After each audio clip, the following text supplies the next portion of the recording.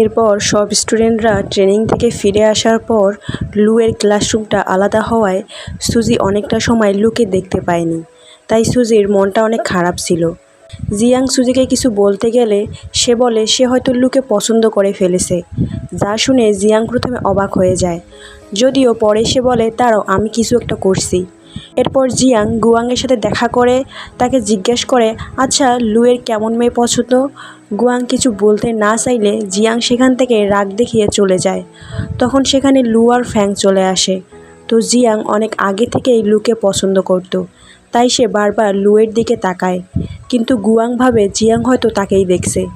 এরপর গুয়াং লুকে তার কেমন মেয়ে পছন্দ জিজ্ঞেস করলে লু জানতোই না তার আসলে কেমন মেয়ে পছন্দ, যে কারণে লু কোনো কিছু না ভেবেই তার কুকুরের বর্ণনা দিতে থাকে। সে বলে লম্বা চুল হবে, বড় বড় চোখ হবে আর গোল মুখ হবে।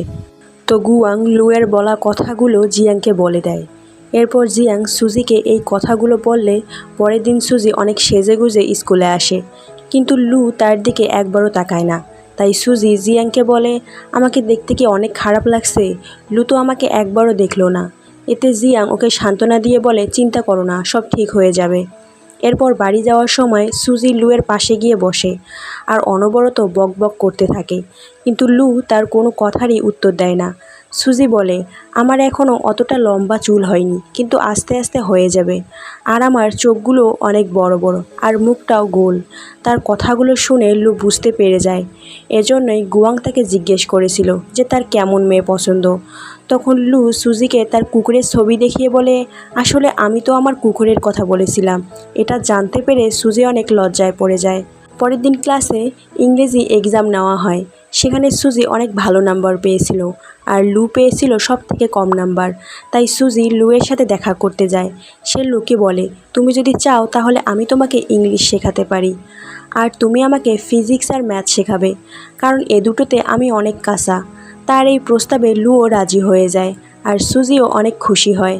এরপর থেকেই সুজি প্রায় লুকে ইংলিশ পড়াতো আর লু সুজিকে ফিজিক্স আর ম্যাথ পড়াতো। এদিকে জিয়াং আর গুয়াংকে দেখানো হয়, যেখানে জিয়াং ফ্যাংয়ের দিকে তাকিয়েছিল আর সে গুয়াংয়ের পিছনেই ছিল। এটা দেখে গুয়াং আবারও ভাবে জিয়াং হয়তো তাকেই দেখছে। জিয়াংকে তাকাতে দেখে গুয়াং মনে মনে অনেক খুশি হয়, কারণ সেও এখন জিয়াংকে পছন্দ করতে শুরু করেছে। কিন্তু যখন জিয়াং ফ্যাংয়ের নাম ধরে ডাকে তখন সে বুঝে যায় জিয়াং তার দিকে নয়, এতক্ষণ ধরে ফ্যাংকেই দেখছিল।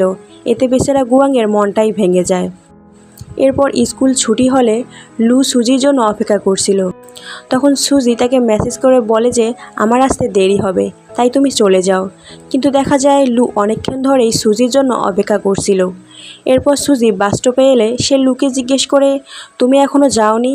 এতে লু মিথ্যা কথা বলে দেয় যে বাস এখনও আসেনি, কিন্তু বাস তো অনেক আগেই চলে গিয়েছিল। সে এতক্ষণ সুজির জন্যই অপেক্ষা করছিল। এরপর তারা একসাথে বাড়িতে ফিরে যায়। যাওয়ার পথে সুজি লুকে একটা টয় দেয়, আর বাড়িতে এসে লু সুজির দেওয়া সেই টয়টা বের করে দেখছিল, যা দেখে ওর তো অনেক ভালো লেগে